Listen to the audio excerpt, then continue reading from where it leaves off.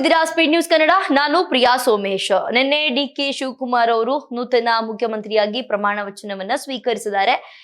ಏನೆಲ್ಲ ಆಶ್ವಾಸನೆಗಳನ್ನ ಜನರಿಗೆ ಕೊಟ್ಟಿದ್ದಾರೆ ಅಂತ ನೋಡೋದಾದ್ರೆ ಒಂದು ಲಿಸ್ಟ್ ಇತ್ತು. ಅವ್ರು ಒಂದಷ್ಟು ವಿಚಾರಗಳನ್ನ ಹೇಳಿದ್ದಾರೆ. ಇವರಿಗೆ ಇಂತಿಂತದ್ದು ಫ್ರೀ ಆಗಿ ಸಿಗುತ್ತೆ ಅಂತ ಹೇಳ್ಬಿಟ್ಟು ಈ ಒಂದಷ್ಟು ಜನರಿಗೆ ಗೊಂದಲ ಇತ್ತು. ಈ ಬಸ್ಸಲ್ಲಿ ಓಡಾಡ್ತಿದೀವಿ ನಾವು, ಅದೆಲ್ಲ ಫ್ರೀ ಇರುತ್ತಾ ಮುಂದೆನೂ ಕೂಡ? ಗೃಹ ಜ್ಯೋತಿ ಅದೆಲ್ಲದೂ ಕೂಡ ಫ್ರೀ ಇರುತ್ತಾ? ಹೆಣ್ಣು ಮಕ್ಕಳಿಗೆ ಗೃಹಲಕ್ಷ್ಮಿ ಹಣ ಬರ್ತಿದೆ, ಇದೆಲ್ಲದೂ ಕೂಡ ಫ್ರೀ ಇರುತ್ತಾ?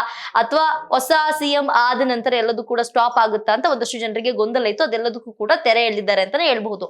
ಮೊದಲನೇದಾಗಿ ಹೆಣ್ಣು ಮಕ್ಕಳಿಗೆ ಉಚಿತವಾಗಿ ಬಸ್ ಪ್ರಯಾಣ ಇತ್ತು. ಇನ್ನು ಮುಂದೆ ಗಂಡು ಮಕ್ಕಳಿಗೂ ಕೂಡ ಬಸ್ ಪ್ರಯಾಣ ಉಚಿತವಾಗಿರುತ್ತೆ. ಅಂದ್ರೆ ಯಾರು ಬೇಕಾದ್ರೂ ಓಡಾಡಬಹುದಾ, ಎಲ್ಲಿಗೆ ಬೇಕಾದ್ರೂ ಓಡಾಡಬಹುದಾ ಅಂತ ನೋಡೋದಾದ್ರೆ ಬಸ್ ಪಾಸ್ ಅಂದ್ರೆ ಸ್ಟೂಡೆಂಟ್ಸ್ ಆಗಿದ್ರೆ ನೀವು ಎಲ್ಲಿಗೆ ಬೇಕಾದ್ರೂ ಫ್ರೀಯಾಗಿ ಓಡಾಡಬಹುದು. ಇನ್ನು ಮುಂದೆ ಸಣ್ಣ ಮಕ್ಕಳಿಂದ ಹಿಡಿದು ದೊಡ್ಡವರೆಗೂ PG ನೀವು ಗ್ರಾಜುಯೇಷನ್ ಏನೇ ಮಾಡ್ತಿದ್ರು ಕೂಡ ಗಂಡು ಮಕ್ಕಳಿಗೂ ಕೂಡ ಬಸ್ಸಲ್ಲಿ ಫ್ರೀಯಾಗಿ ಓಡಾಡುವಂತಹ ಅವಕಾಶವನ್ನ ಡಿ.ಕೆ. ಶಿವಕುಮಾರ್ ಅವರು ಕಲ್ಪಿಸಿ ಕೊಟ್ಟಿದ್ದಾರೆ. ನಿಮ್ ಬಸ್ಸಲ್ಲಿ ಓಡಾಡಬಹುದು, ಎಲ್ಲಿಗೆ ಬೇಕಾದ್ರೂ ಓಡಾಡಬಹುದು.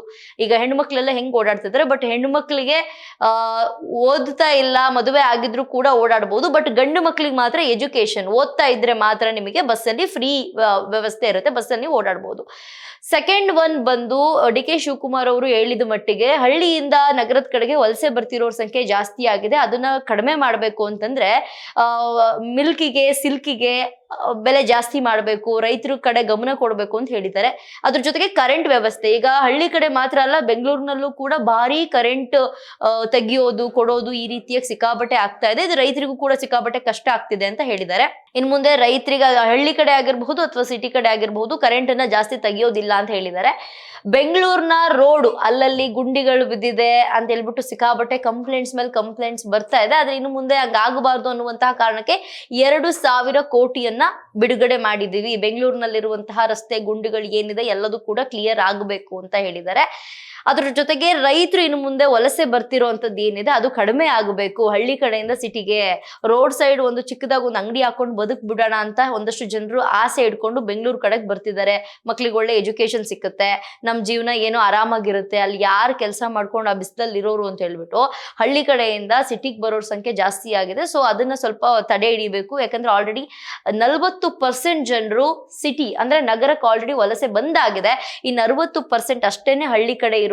ಸೊ ಅವ್ರು ಅಲ್ಲೇ ಇರಬೇಕು ಅಂತಂದ್ರೆ ಸಿಲ್ಕಿಗೆ ಮಿಲ್ಕಿಗೆ ಸ್ವಲ್ಪ ಬೆಲೆ ಎಲ್ಲ ಜಾಸ್ತಿ ಮಾಡಬೇಕು ಅಂತ ಡಿ.ಕೆ. ಶಿವಕುಮಾರ್ ಅವರು ಹೇಳಿದ್ದಾರೆ. ಈ ಪಂಚ ಯೋಜನೆಗಳೇನಿತ್ತು ಅದ್ರ ಜೊತೆಗೆ ಇನ್ನೊಂದಷ್ಟು ಆಡ್ ಆಗಿದೆ, ಅಂದ್ರೆ ಜನರಿಗೆ ಹೆಲ್ಪ್ ಆಗುವಂತಹ ವಿಚಾರಗಳು ಆಡ್ ಆಗಿದೆ ಅಂತ ಹೇಳ್ಬಹುದು. ಅದ್ರ ಜೊತೆಗೆ ಡಿ.ಕೆ. ಶಿವಕುಮಾರ್ ಅವರು ಆ ಒಂದು ಪ್ರೆಸ್ ಮೀಟ್ ನಲ್ಲಿ ಮಾತನಾಡಿದ್ದಾರೆ. ನಾನು ಕೂಡ ರೈತರು ಮಗ, ರೈತರು ಏನೆಲ್ಲ ಕಷ್ಟ ಪಡ್ತಾರೆ ಅಂತ ನಾನು ಕೂಡ ನೋಡಿದೀನಿ, ಅವ್ರಿಗೆ ಏನೆಲ್ಲ ಸಹಾಯ ಬೇಕು ಅದನ್ನೆಲ್ಲ ಮಾಡ್ಬೇಕು ಅಂತ ಅನ್ಕೊಂಡಿದೀನಿ, ಅವ್ರು ನಮ್ಮ ದೇಶದ ಬೆನ್ನೆಲುಬು ಅಂತಾನೂ ಕೂಡ ಹೇಳಿದ್ದಾರೆ. ಅದ್ರ ಜೊತೆಗೆ ರೈತರಿಗೆ ಕರೆಂಟ್ ವ್ಯವಸ್ಥೆ ಆಗಿರಬಹುದು, ಸಿಟಿಯಲ್ಲಿ ಆಗಿರಬಹುದು, ಒಟ್ಟು ನಗರದಲ್ಲಿರುವವರಿಗೆ ಅಥವಾ ಹಳ್ಳಿಯಲ್ಲಿರುವವರಿಗೆ ಎಲ್ಲರಿಗೂ ಕೂಡ ಹೆಲ್ಪ್ ಆಗುವಂತಹ ಒಂದಷ್ಟು ರೂಲ್ಸ್ ರೆಗ್ಯುಲೇಷನ್ಸ್ ತಂದಿದ್ದಾರೆ. ಅದ್ರ ಜೊತೆಗೆ ಅವ್ರು ಹೇಳಿದ್ದಾರೆ, ನಾನು 7ನೇ ಕ್ಲಾಸ್ ಅಲ್ಲಿ ಇದ್ದಾಗಲೇ ನಾನು ಕ್ಲಾಸ್ ಲೀಡರ್ ಆಗಿದ್ದೆ, ಅಲ್ಲೇ ಕೂಡ ನನ್ನನ್ನು ಆಯ್ಕೆ ಮಾಡಿದ್ರು. ಈಗ ನಾನು ಆಯ್ಕೆ ಆಗಿರೋದು ನನಗೇನು ಹೊಸದೇನಲ್ಲ, ಬಟ್ ನಾನು ಚಿಕ್ಕ ವಯಸ್ಸಿಂದನೇ ನಾನು ಈ ಒಂದು ಹಣವನ್ನಾಗಿರಬಹುದು ಅಥವಾ ಈ ಒಂದು ಅಂದ್ರೆ ಲೀಡ್ ಮಾಡುವಂತಹ ಕೆಪಾಸಿಟಿ ನಾನು ಚಿಕ್ಕ ವಯಸ್ಸಿಂದನೇ ಬೆಳೆಸ್ಕೊಂಡು ಬಂದಿದ್ದೀನಿ ನಾನು ಅಂತ ಇದೆಲ್ಲದನ್ನು ಕೂಡ ಓವರ್ ಆಲ್ ಆಗಿ ಅವ್ರ ಬಗ್ಗೆ ಕೂಡ ಅವ್ರು ಮಾತನಾಡಿದ್ದಾರೆ. ಅದ್ರ ಜೊತೆಗೆ ಒಂದಷ್ಟು ಜನ ಸೋಷಿಯಲ್ ಮೀಡಿಯಾದಲ್ಲಿ ನೆಗೆಟಿವ್ ಆಗಿ ಬರ್ದಾಕುವಂಥದ್ದು, ನೆಗೆಟಿವ್ ಆಗಿ ಮಾತನಾಡುವಂಥದ್ದು ಮಾಡ್ತಿದ್ದಾರೆ. ಬಟ್ ಅದೆಲ್ಲದೂ ಕೂಡ ಕಡಿಮೆ ಮಾಡಬೇಕು. ನಮ್ದೇನಾದ್ರೂ ತಪ್ಪಿತ್ತು, ನಮ್ಮ ಸರ್ಕಾರ ತಪ್ಪಿತ್ತು ಅಂತಂದ್ರೆ ನೀವು ಮಾತನಾಡಿ, ನೀವು ಬರ್ದಾಕಿ, ಎಲ್ಲದಕ್ಕೂ ಕೂಡ ನಾನು ವ್ಯಾಲ್ಯೂ ಕೊಡ್ತೀನಿ, ನಾನು ಅದಕ್ಕೆ ರೆಸ್ಪೆಕ್ಟ್ ಮಾಡ್ತೀನಿ. ಬಟ್ ಸುಮ್ನೆ ಬರ್ದಾಕೋದು, ನಾವೇನು ಮಾತನಾಡಿರಲ್ಲ, ನಾವೇನು ತೀರ್ಪನ್ನು ತಗೊಂಡಿರಲ್ಲ, ಅದಕ್ಕಿಂತ ಮುಂಚೆನೆ ನೀವು ಸೋಷಿಯಲ್ ಮೀಡಿಯಾದಲ್ಲಿ ಬರ್ದಾಕುವಂಥದ್ದು, ಬರವಣಿಗೆಗೆ ತುಂಬಾ ವ್ಯಾಲ್ಯೂ ಇದೆ, ಅದನ್ನ ನೋಡಿ ಮಾಡಬೇಕು ಅಂತ ಎಲ್ರಿಗೂ ಕೂಡ ಎಚ್ಚರಿಕೆಯನ್ನು ಕೂಡ ಕೊಟ್ಟಿದ್ದಾರೆ. ಇದಿಷ್ಟು ಓವರ್ ಆಲ್ ಆಗಿ ಡಿ.ಕೆ. ಶಿವಕುಮಾರ್ ಅವರು ಪ್ರೆಸ್ ಮೀಟ್ ನಲ್ಲಿ ಮಾತನಾಡಿದಂತಹ ಮಾತು. ಬಟ್ ಒಂದಷ್ಟು ಆಡ್ ಆಗಿರೋದ್ರಲ್ಲಿ ಗಂಡು ಮಕ್ಳಿಗೆ ಇನ್ನೊಂದು ಗ್ರಾಮ ಪಂಚಾಯತಿಯಲ್ಲಿ ಒಂದೊಂದು ಸಂಘವನ್ನ ಕಟ್ಟಬೇಕು, ಅಂದ್ರೆ 10,000 ಸಂಘವನ್ನ ಮಾಡಬೇಕು ಅಂತ ಡಿ.ಕೆ. ಶಿವಕುಮಾರ್ ಅವರು ಪಣ ತೊಟ್ಟಿದ್ದಾರೆ. ಅವ್ರಿಗೆ ಅದು ಚಿಕ್ಕ ವಯಸ್ಸಿಂದ ಆಸೆ ಇತ್ತಂತೆ, ಸಂಘಟನೆಗಳನ್ನ ಕಟ್ಟಬೇಕು ಅಂತ. ಒಂದೊಂದು ಗ್ರಾಮ ಪಂಚಾಯತಿಯಲ್ಲಿ 150ರಿಂದ 200 ಜನರನ್ನ ಒಳಗೊಂಡು ಒಂದು ಸಂಘವನ್ನ ಮಾಡ್ತಾರೆ. ಒಂದು ಗ್ರಾಮ ಪಂಚಾಯತಿಯ ಸಂಘಕ್ಕೆ 10 ಲಕ್ಷ ರೂಪಾಯಿಯನ್ನ ಕೊಡ್ತಾರೆ. ಏನೇ ಇದ್ರೂ ಕೂಡ ಅವರೇ ನೋಡ್ಕೊಳ್ಬೇಕು ಅನ್ನುವಂತ ಉದ್ದೇಶವನ್ನ ಇಟ್ಕೊಂಡು ಅದಕ್ಕೂ ಕೂಡ ಹಣವನ್ನ ಬಿಡುಗಡೆ ಮಾಡೋದ್ರ ಬಗ್ಗೆ ಯೋಚನೆಯನ್ನ ಮಾಡ್ತಿದ್ದಾರೆ.